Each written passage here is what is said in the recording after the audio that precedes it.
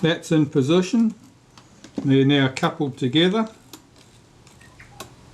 I can probably do up these two screws at the top here now.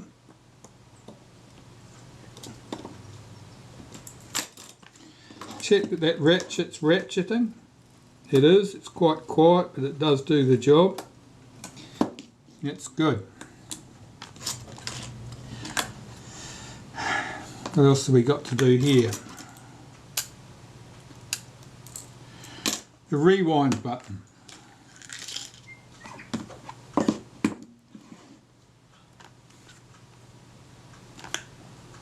So I've got my rewind button. It's return spring. I'll put some synthetic grease through the centre of the return spring. Put the rewind button, put the spring on the rewind button, put the washer on the rewind button and screw that into place at the bottom of the sprocket shaft.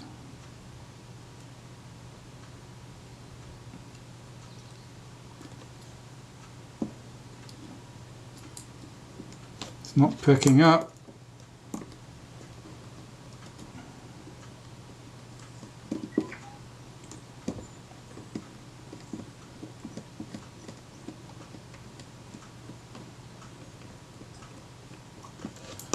Why not? Let's push that shaft back up.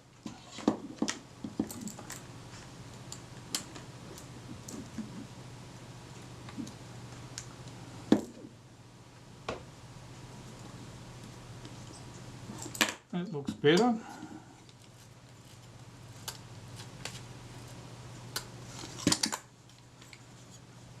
Let's check that that's back, that's good. I'll tighten that button up.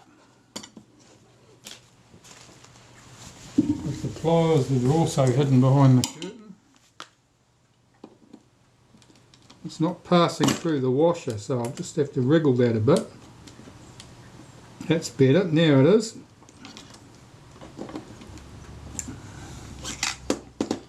And I'll just do this up tight. You can tell when it's done up tight if you hold the sprocket back with your thumb and do it up. If your thumb hurts, it's more than tight enough.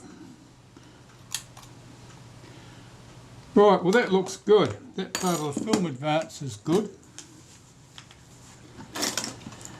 At the base of the camera, just about ready to cover this up. And I'm going to use a shortened version of a bottom cover here because it leaves this part uncovered, allows me to get the front plate in place. So I'll flip up the, we've got virtually no tension on here at the moment, so I'll flip up the lock lever, rotate the advance one full turn. We already had a third of a turn's tension on there. Drop that lock lever back in place to hold it there. Our spring, we need our spring for here. That's the piece that holds the capping plate in position.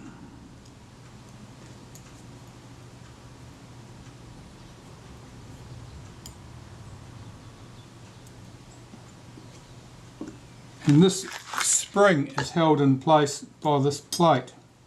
So you certainly need to have that in place. If that spring's not in place, the shutter won't work correctly. So we need 3 small screws to hold all this in position. They're nickel plated.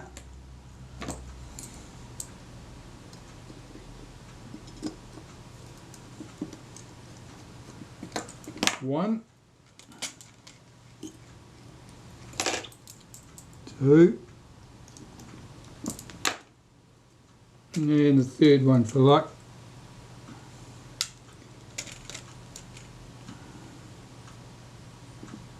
That'll do. And I can fit the film advance lever to the base of the camera, and that'll stop the film advance shaft from being able to unwind that tension that we've carefully put on it.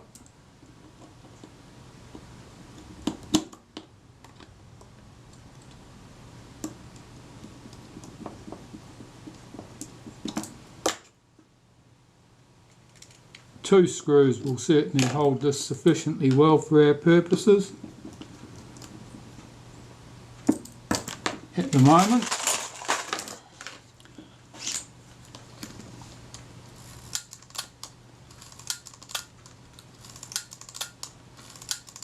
That's a very positive action, and it's a good strong return spring there for the film advance. I think that'll be more than adequate. Okay, so having put that spring in that holds the capping plate at the bottom there, I'll just check that there is spring tension on that. And there is. That little lever there is under tension, so that's good.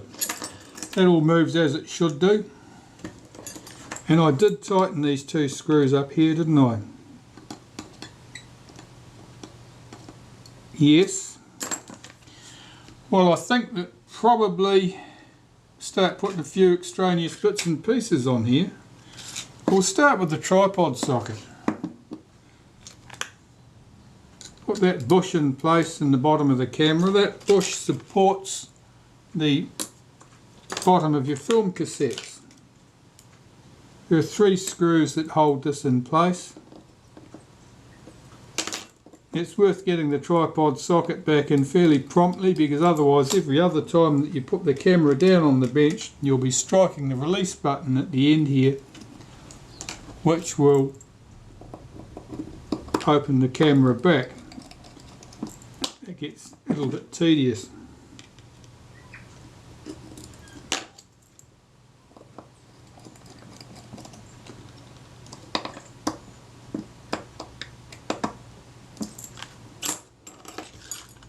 That's good.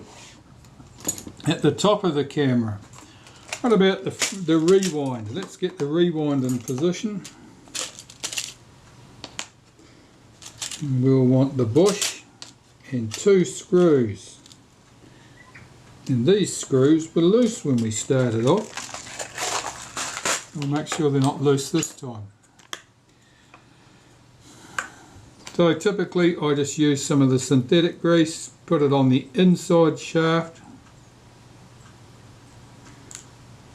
slide that up into the outside shaft, the main shaft, rotate that. It's keyed, it only goes in one position. Make sure it pops all the way through, you're good to go. I'll apply some synthetic grease to the bush. There's a leaf spring arrangement inside there which provides a bit of tension on this. That can go on the top of the body, and we'll fit 2 screws in place. These screws were loose when we started. We don't want them to be loose now.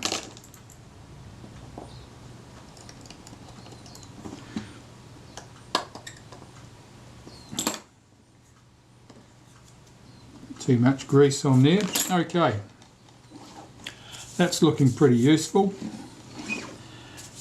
The chrome trim from the top of the camera, I think that needs to go in next. Here we have it. There's a variety of screws that hold this in position. One of them is interesting because I recognise from the shape of it that it used to support the end of the exposure meter, but it doesn't now because the exposure meter has been swapped for one of a slightly different design. We want a screw there which would have looked like that.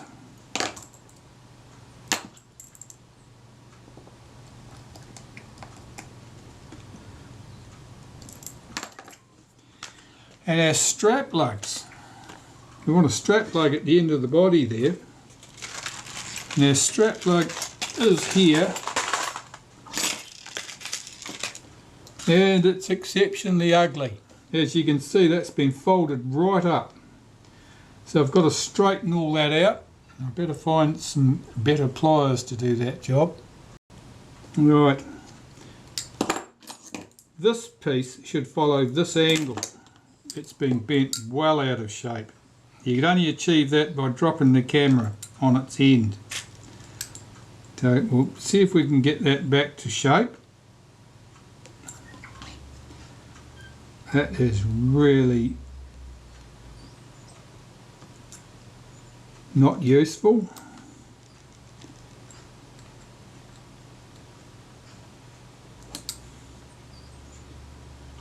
That's looking more like it. Let's check that I've got that fairly symmetrical. Not exactly.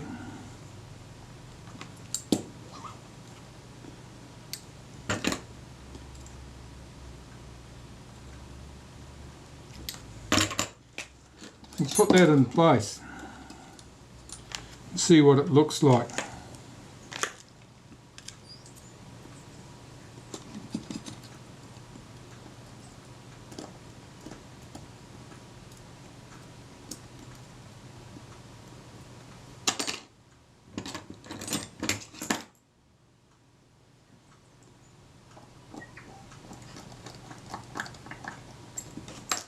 Now these holes in this bracket are slightly slotted. I've found from experience that if you push the bracket as far towards the end of the top of the camera as possible, so it's right up against the edge of the heads of the screws, that is typically the right place for it. Why that should be, rather than the position in the middle of the slot, I've got no idea. Just checking the fit of this. Now looking at this, I can see that when these holes are lined up here, this top is all the way down here somewhere. So this bracket is bent right over. It's really been shifted. You can see it from here.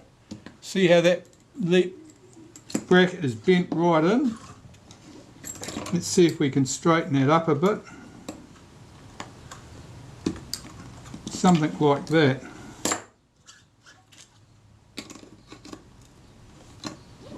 Now with the top fitting down neatly in the chrome trim here, those screw holes line up pretty well. Probably a bit more on this side, I think.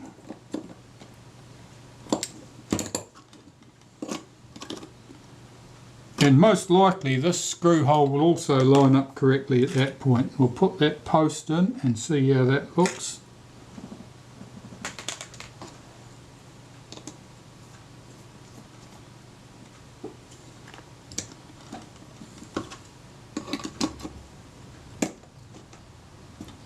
Yeah, that looks a bit better too. So that certainly sorts that bit out. Let's just tighten those screws up. They probably loosened a bit from all the extra wriggling. Now they appear okay.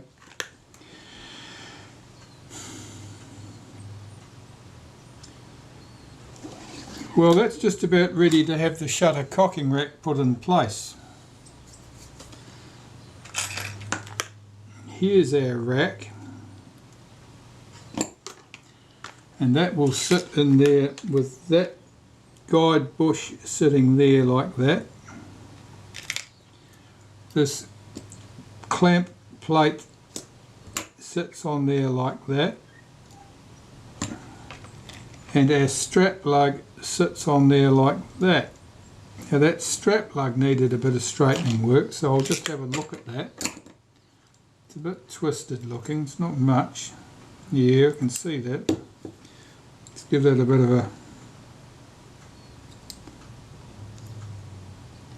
of a lean on that to see how that goes. I'm just going to run those screws in there temporarily. I want to see what that strap lug, how that strap lug is sitting.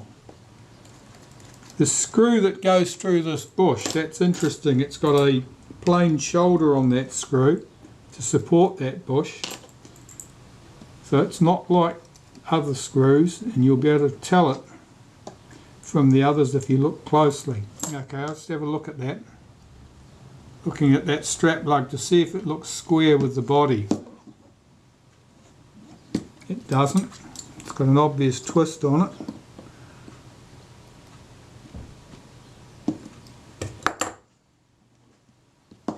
That looks better. Let's try the top cover.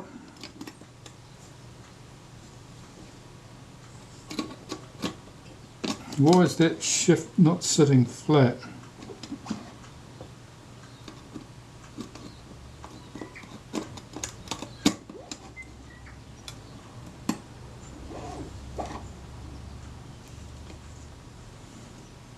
It's that bracket that's moved. That's pushed down this way. Let's get that piece pushed back the other way.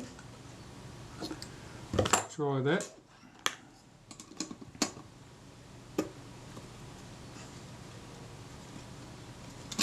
That looks a bit better. Let's give it a little bit more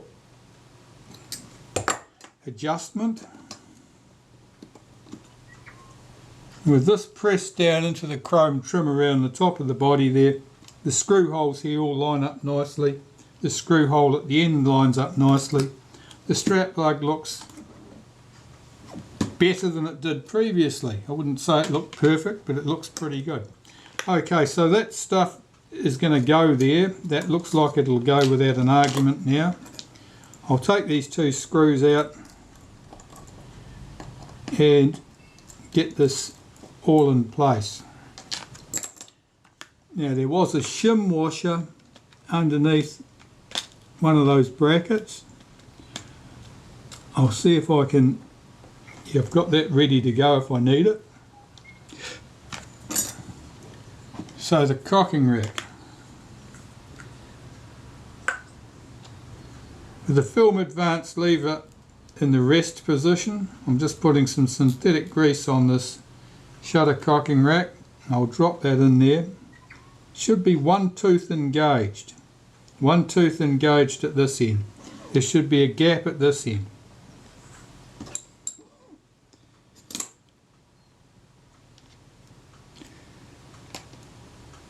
Pop that bush in place. Now I might put a wipe of molybdenum paste on that.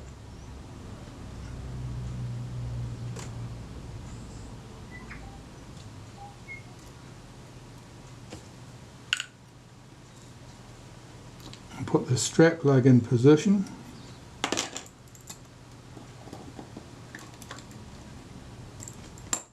And it's very useful to not have the reflex mirror in the camera body while you're doing all of this, because it's very easy to forget and get your greasy fingers on that surface of that mirror,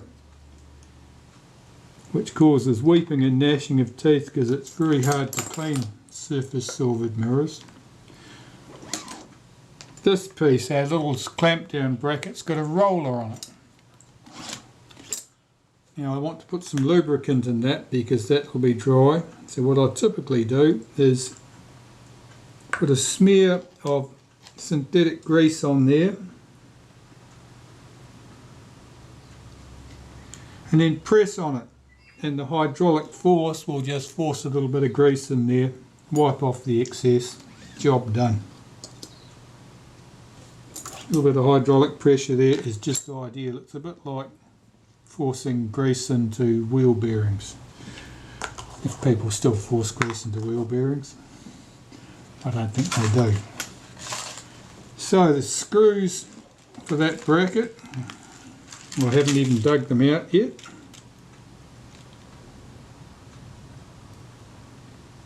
Just check if I've got the right one lined up there. Some of these screws look much the same, but some are slightly longer than others, so I'm just bear with me while I just check that.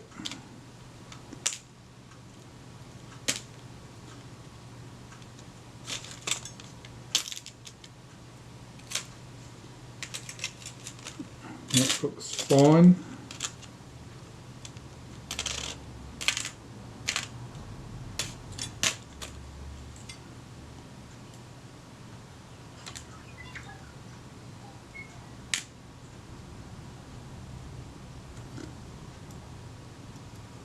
That in there.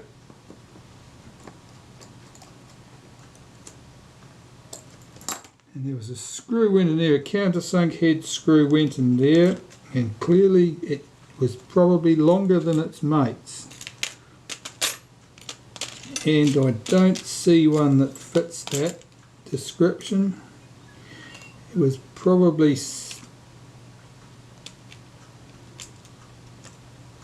a short one then. That's not going to do the job.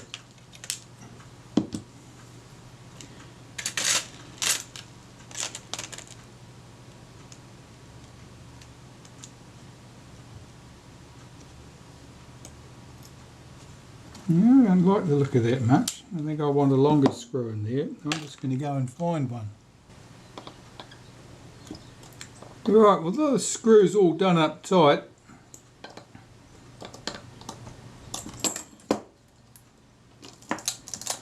That cocking rack moves smoothly enough.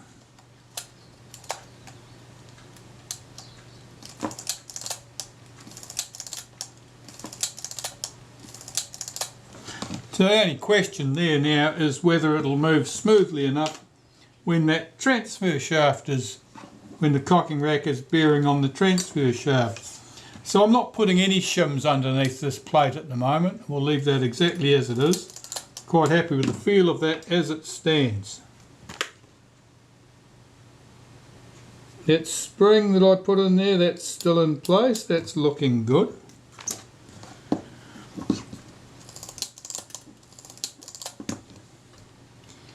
Well, the camera body there is pretty much ready to have the shutter put back in it. But of course we're not ready to put the shutter back in it because I haven't serviced the shutter.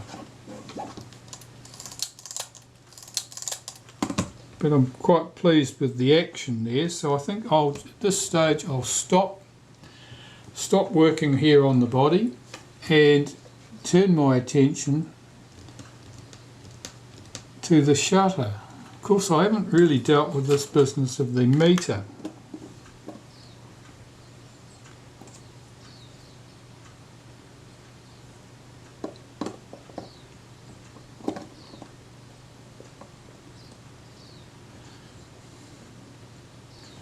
I really think that began with a different shape here, and that this is a replacement meter. This is interesting on the meter. See this here, this pitting and marking? That's solvent damage. That means at some stage somebody has cleaned around the top of the camera with solvent, and it is soaked in under here, and that plastic is all melted as a result. Yeah, this is definitely a replacement.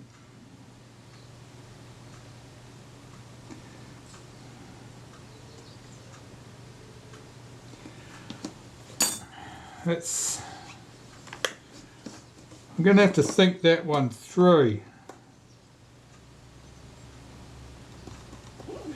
On Retina 3C, big C cameras where they used a foreshortened meter like that, they used a clamp down plate here with a raised piece at the end.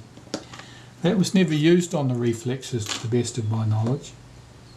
But that plate would have stopped the shutter release shaft from being able to rotate out of position, which this one certainly had done. It rotated into that orientation because there's virtually nothing to stop it doing so. It would have just been luck that it didn't rotate and jam at an earlier time. It's down to that meter and nothing else. I do have options. I'll have to test the meter first and see if it's an accurate meter. If it's an accurate meter that works well, and that's not impossible, it's not common because the selenium cells have worn out, but it's not impossible. If it's an accurate meter that works well, I can't really just replace it with a more suitable meter from a mechanical point of view that doesn't work as well. There is the option to take all the innards from this meter and put them into a more suitable housing, but that's fraught with some danger. The movements are quite delicate. The process of moving them from one housing to another, because you have to move all the electronics, you're moving the selenium cell, its associated resistor, everything. You're moving that from one housing to another. There's always the strong possibility that you'll end up damaging something, and of course there are no parts, and you'd have ruined the meter. So it's a bit of a conundrum. If this meter doesn't work correctly, my options are far more open, because if the meter doesn't work correctly and I replace it with another meter that doesn't work correctly, the owner will be no worse off. He's going to have to use a handheld meter for correct exposures regardless. But at least you'll have a meter that works, responds to light, and more importantly, won't cause a problem with his shutter release. And this meter certainly does. So ideally I'd like to know more of the history of this camera. I don't know how recently it was done, but somebody has moved this meter into this camera, either as a replacement spare part, or just as likely as a part taken from an organ donor.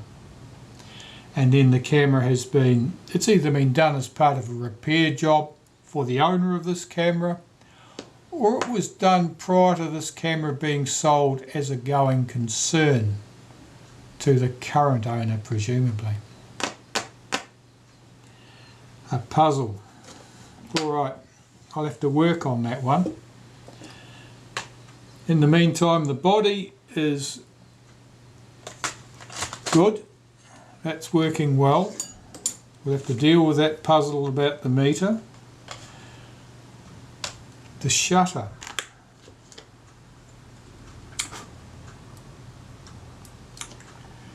So, we need our shutter taken apart. Now, on the reflex cameras, getting this apart, opening up the front of the shutter is easy. You can do it from the front. Removing the shutter from here so we can do a proper service on the shutter is a bit trickier, because the retaining ring is typically very difficult to get removed. It's often very, very stiff. It's the way that it's constructed. It's not bearing against a flat surface on the other side so that it pulls up tight, and all you've got is a little bit of friction there, and you can rotate as soon as you move the retaining ring, everything's loose and good. It pulls into a tapered recess. It locks right in there. And as a result, the amount of friction there is quite large, and getting it loose is always very difficult. The first thing I'll do is I'll remove the rear lens group and the front lens group while I'm working on this, so that they don't come into any danger. I'm just checking the numbers here to make sure that they're a matching set, since I suspect the camera's been mucked about with. They are a matching set. There's no problem there. On the reflex, you have to press in this button here, to hold in this lever at the front in order to remove the front group.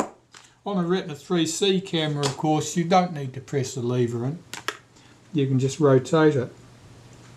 The rear group, I want that unscrewed, and it's only finger tight. That's good. It means I didn't need to use a tool to do that. Now, as I say, the glass sticks out proud of the front surface of the mount. At the back and at the front, or at the ear, towards the shutter this side, that glass is also sticking out proud of the mount. So I can't just plop that willy-nilly into a container and let it rattle about. That wouldn't be good. So it's going to have to sit on some tissue paper. So I'll be careful how I place this. And I've got to change the camera battery.